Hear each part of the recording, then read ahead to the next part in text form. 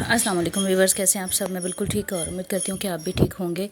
तो आज की जो हमारी रेसिपी है वो है मैं आपको बताती हूँ टिप्स के साथ ही कि वाइट चावल जो है हम उबालते हैं तो वो किस तरह हमारे खिले खिले भी बन सकते हैं और इजी भी बन सकते हैं।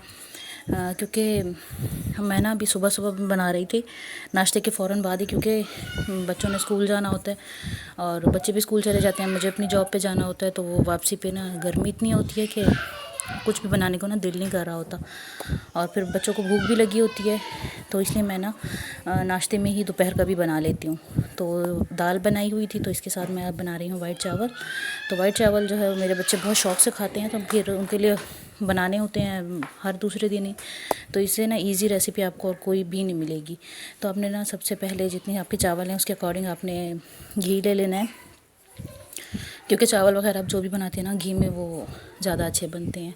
तो बस घी थोड़ा सा जैसे ही गर्म होगा ना, तो अभी आपने आँच मतलब थोड़ी मीडियम ही रखनी है कि घी थोड़ा सा गर्म हो जाए। अच्छा, घी को गर्म करना है, घी को हमने जलाना बिल्कुल भी नहीं है।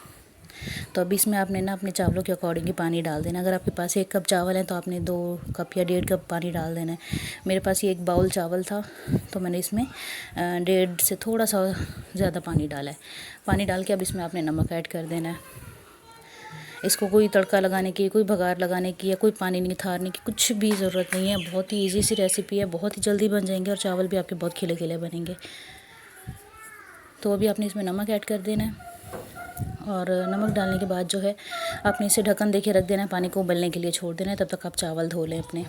चावल मेरे पास बासमती है, कच्ची बासमती है जो मैं घर में यूज़ करती हूँ। तो बस पानी हमारा जैसे ही उबल गया, चावल हमने धो के रखे हुए थे, अभी हम इसमें वो पानी ऐड कर देंगे।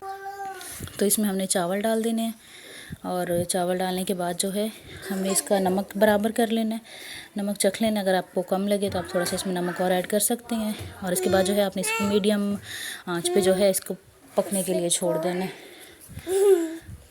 अच्छा, इसमें हमने ना बार बार चम्मच नहीं चलाना।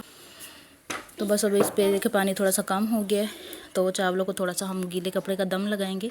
इसलिए अभी हम थोड़ी सी आंच तेज़ कर देंगे ताकि जो थोड़ा सा पानी है ना ये भी खुश्क हो जाए, इसमें नमी वगैरह कुछ भी ना हो।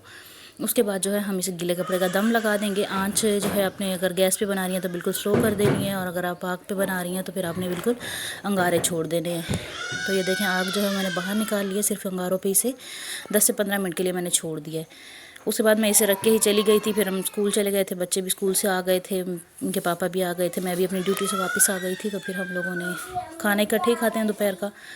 तो तब तक फिर मैंने दोबारा से खाना वगैरह गर्म किया है और उसके बाद जो है हमारे चावल भी रेडी हैं। और दाल जो है वो मैंने रात ही बना ली थी, क्योंकि रात में जो सालन बनाती हूँ ना वो हमारे दोपहर का भी हो जाता है। मुझे ना डबल डबल बनाना नहीं पड़ता क्योंकि टाइम नहीं होता, तो इसलिए। तो बस दाल बनाई हुई थी, दाल के साथ चावल तो फिर वैसे मस्ट होते हैं, साथ अचार था। ये थी हमारी आज की रेसिपी। आपको कैसी लगी मुझे ज़रूर बताना। इस तरीके से अगर आप लोग चावल उबालेंगे ना तो बहुत जल्दी भी बन जाएंगे और बहुत इजी भी होगा और खिले खिले भी होंगे। तो आपने करना ये है कि रेसिपी को ट्राई करना है, और अगर आप लोग मेरे चैनल पर न्यू हैं तो मेरे चैनल को जल्दी से सब्सक्राइब कर लें, वीडियो को लाइक एंड शेयर करें और स्पेशली बेल आइकन को प्रेस कर दिया करें ताकि आने वाली जो वीडियोज़ होती हैं उनके नोटिफिकेशन पहले आप लोगों को मिल जाया करें।